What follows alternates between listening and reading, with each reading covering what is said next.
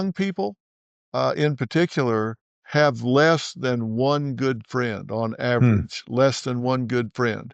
And that means a whole lot of them have none.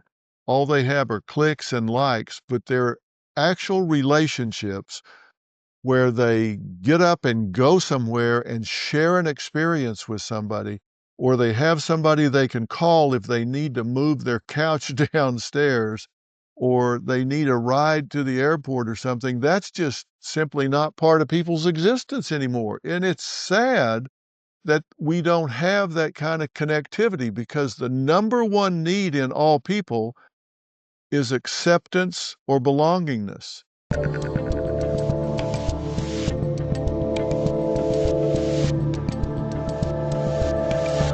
So, speaking of good things, you had an incredible run on television for over 2 decades. Then, a couple years ago, you decided to jump in on the online thing. That's when we first connected, and I told you the first time that we spoke that you actually helped me out a lot when I was watching you on Oprah back in, gosh, it must be 2002 or something like that, maybe even before then, if I'm not mistaken. And Yeah. what do you make of the transition? How is the transition from kind of corporate controlled media to freedom, running your own operation, doing whatever you want, getting out on the road, as you just said? How has that changed? How's that been for you?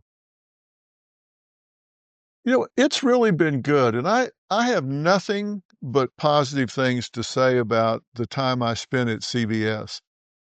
Good people treated me well, and, I had a great time there, and, it was a difficult decision to make. We I came to a point where I either had to renew for 3 more years or go do something different, and I just really wanted to go do something different, and, it was the right decision for me. I'm glad that I did. I like having the freedom to do the things I wanna do, talk about everything I wanna talk about, uh, get to different platforms because, Dave, you know this as well as anybody because of the way you deliver your message, people are getting their information in such a different way now than they were. I've got grandkids that are 13 and 15. They don't even have televisions in their room. They don't even Yep. watch television. They get their information in smaller bites. Um, and our attention span in America, I saw a research study the other day, is 8 seconds. It's 8 seconds, and if you don't get somebody's attention really strong in 8 seconds, you're gonna lose them, and then their ability to stay with something, if you Yeah. do get their attention, the length of time's about 8 minutes, and then you better change subjects and get on to something fresh that'll hang on to them a little bit longer, so Oh it's just man. the time of somebody sitting passively and watching something for an hour that you're gonna choose and feed to them without them having any inputs really gone. What do you make of, so you got grandchildren 13, 15, they don't even watch TV, obviously. I mean, there's a whole generation now that just seems ridiculous to them. But that at least what we had with television was on Sunday nights, people were you'd watch The Sopranos or you'd watch The Simpsons or you'd watch 60 Minutes, and then you'd come into the office Monday. We had some sort of social cohesion, literally, that was wrapped around scheduling in some sense, where now everyone Right. watches everything on demand. So even the little things that might bring us together. Oh, you watched Game of Thrones last night or whatever. Man, I can't even think of a show that's been on in the last 5 years. That tells you everything. Um, Even that has been kind of ripped away from us because of the on-demand lifestyle. It really has, and if you have commonality with somebody, which is really rare, most young people, in particular, have less than one good friend on Hmm. average, less than one good friend. And that means a whole lot of them have none.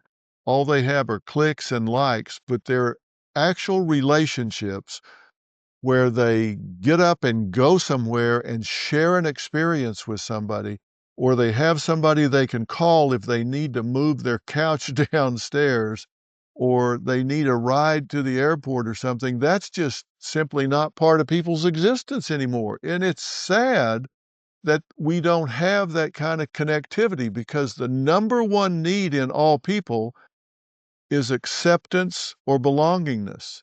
And when we don't have that personal connection, that's a big void in people's lives. And the number one group that's lonely in this country are young people. And number two are old people, Hmm. the elderly. It's a terrible thing to experience. Um, if you have a chronic disease, the mortality rate for elderly people with a chronic disease is 40% higher if they're lonely. That's how profound loneliness is, and we're seeing that in young people and in elderly people. It's terrible that we don't have connectivity. We need these common bonds. We need things that pull people together. Most people don't realize that pork is one of the top sources of parasites worldwide. The WHO and CDC both list it as a major source of tapeworms and toxoplasmosis. And research shows pork's poor detox pathways make it easy for parasites to thrive and spread. If you eat pork or sushi, travel, have pets, or just want to protect your gut and immune system, it's smart to do with the medical grade parasite cleanse at least once a year. That's why the wellness company created the ivermectin and mebendazole Parasite Cleanse, a powerful combo that helps flush out parasites and supports your immunity and digestion. Just fill out a quick intake form and get a 4-use medical grade cleanse delivered to your door. Head on over to twc.health/Rubin and use code Rubin to save $90 and get free shipping. Don't wait, your gut will thank you. Yeah, is that the weird position we're in right now? We don't, as a society, know what those common bonds are because of the phones and the way we've atomized everything. So in some sense, the only thing that seems to bring us together is when something terrible happens. So if there's some sort of tragedy, a shooting or whatever, and even that doesn't hold us together for very long anymore. No, it doesn't, because the next headline comes along and we move on to something else. And we've got to find a way. And I you said it so well when you said tragedy brings us together. One of the series of shows that I did last year was around Hurricane Helene that came through Hmm. Western North Carolina. They don't get hurricanes in North Carolina, but nothing like this. And uh, I, I went there and I had some Black Hawk helicopters, and we were able to go into some of these mountain communities that were completely cut off. You couldn't get there by road or rail, and they were completely cut off. And we went in and took in, Starlinks so people could have connectivity, and took them food and water and this sort of thing. And I have to tell you, I saw America at its best, because this was a time when people, they didn't care if their neighbor or their friends or who was coming in to help were Democratic, Republican. Nobody asked, nobody cared. These were just neighbors helping neighbors, people shoveling mud out of basements, people that were helping those that were flooded out, had nowhere to stay. They were just, I tell you, it was America at its best. People that may have been living 3 or 4 doors down from each other and never met were all of a sudden sleeping on the floor next to each other, sharing food, sharing water, helping each other, and it was tragedy that brought them together. You hate that it took that, but it was so great to see these people really coming together and helping one another. We need more of that. I just hate that it's tragedy that brings it out. So I got one. Let me float this to you, see what you think. We are rolling into our 250th anniversary in America, and I do have a feeling that with some of the good things that Donald Trump has done, and then rolling into 250, that 2026 is going to be a very positive year. Yes, there will always be the tragedies. There's always going to be the bad things, but I think there's going to be a real shift. I think people really want it.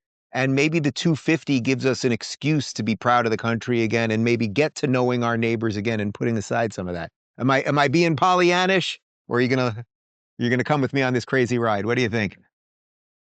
No, I don't think you're being Pollyannish. I do think we need we need rally points, and I think a 250th anniversary is maybe going to give people permission to say, you know what, I am proud of America. And I get tired of people apologizing for this country.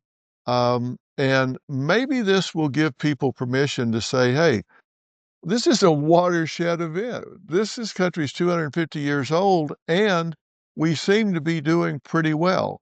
And if people will give themselves permission to not feel guilty about not being perfect, to not feel guilty about being successful when not everybody is at the same level, to be proud of the good things that we're doing as international citizens, and to be proud of what we're achieving domestically. There is no question that 2026 can be a real uptick year for this country. And that's so important because when you have a positive mindset, not being Pollyannish, but actually a positive mindset, uh, we function at a higher cognitive level, we function at a higher physical level, we're more productive. Everything goes better when you have a positive mindset. Your brain changes, your brain chemistry changes, your physical chemistry everything changes when you have a positive mindset. And that's true individually and collectively. So I think we are going to have a good year in 2026. And I think if people will give themselves permission to celebrate, it'll be great. For more insightful conversations on how to live the good life, go to our lifestyle playlist. And if you want to watch full interviews on a wide variety of topics, watch our full episode playlist, all right over here. And to get notified of all future videos, be sure to subscribe and click the notification bell.